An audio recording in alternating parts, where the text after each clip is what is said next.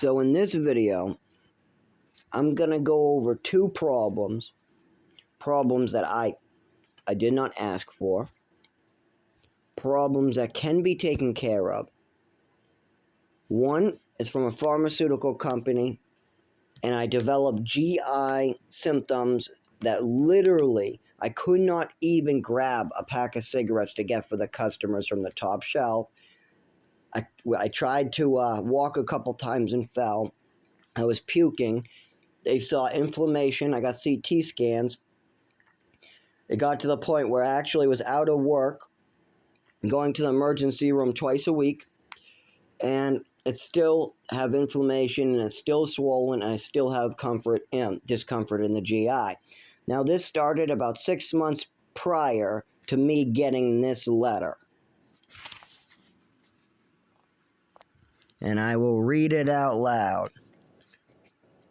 I'll give you a little screenshot of the letter. I'll zoom in and then read it. Dear Zachary Newell, our records show that you may have recently filled a prescription for buprenorphine and naloxone, something used as a synthetic painkiller to get off opiates. In my case, I'm using it for the pain and the reduced seizures. I'm actually almost off of it. But anyways, I received that medication, 8 milligrams of buprenorphine, 2 milligrams of naloxone, distributed by Sun Pharmaceutical Industries Incorporated at your retail pharmacy. We are writing you to inform you of a limited recall for 2 lot numbers of this product. On October 31st, 2022, the United States Food and Drug Administration, FDA, classified this recall as buprenorphine and naloxone, and it had trace amounts of quantities 300 series stainless steel particles. The distributor issues a required recall on October 27th, meaning they already went to court and were required to do it. There's the product. Talk to your doctor if you have any concerns about this product recall. My doctor took a copy and she said she doesn't know what to do. And we got this information here. Now, what I need to do is continue consulting doctors, and I need to consult an attorney because there's now been money awarded to people like me for this issue. They recalled the med, and I was still given it. And it expires... Well, it can't expire that date because it was issued after that date. It was issued on 10/27/2020. This letter only came in a couple months ago. Yeah. Literally, this letter came in on that date. I just found out about this. I've had GI problems for a while, 6 months, and I've had a weird feeling on my left side of my belly button. Let me say, I've been complaining about it for about a year. So we have that going on. Then we got this. I've already discussed how sick we're getting from the mold. Not just me, other tenants, roommates. We get better if we're outside, but not fully better. And the longer we stay in this apartment, the worse it gets. And if you go over this paperwork on this page, by the way, this is your legal tenant renting rights for New Hampshire. Okay, here's mold right here. Basically, it tells you have to check with your city hall or your city. Now, I'm City of Rochester, and it also tells you that there is no code. Right here, mold is not a state code violation in New Hampshire. Whoever says it is doesn't know what they're talking about. It can be a city code.